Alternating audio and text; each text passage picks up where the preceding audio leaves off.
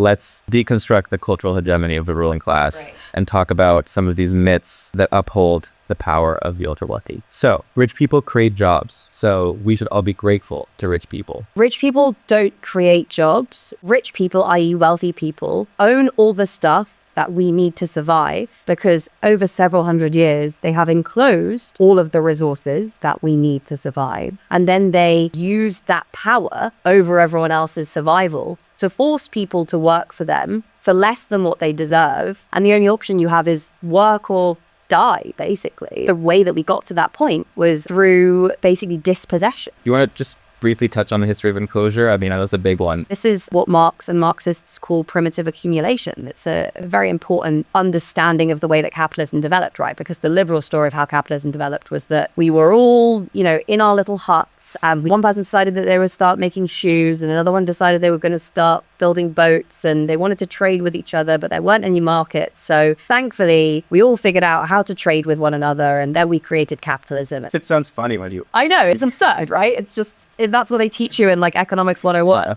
The central thing that makes capitalism is not markets, it's capital. And what is capital? It's basically your control over the means of production. So the stuff we need to produce everything. That was land initially. And the enclosures were a process whereby previously common land that was used to kind of graze cattle amongst villages and was kind of held collectively was enclosed into private hatches. And it meant that people who had previously relied upon subsistence to be able to survive were no longer able to rely on subsistence to be able to survive. At the same time, you had the rise of industrialization. So you had big industrialists who needed workers, but workers were not willing to leave their places where, life was extremely hard, but they were rooted in their communities, and they weren't willing to kind of give all that up to go and work for an extremely meager wage and also a highly significant chance of death or injury. So what happened was they were forced off the land. The whole idea of primitive accumulation, of enclosure, was to create a landless class of peasants who had no choice other than to sell their labor power in order to survive. And you see this process continuing all around the world today. When they tie your healthcare to your job, or when it becomes impossible to buy a house without an extremely large salary, when it becomes even impossible to rent without an extremely large salary, you end up in this position where you are faced with this choice of work or die, work or be out on the streets. And that isn't a process that's happened naturally. It is a process that has been guided and directed by people who wanted to exploit human labor and use it to augment their profits.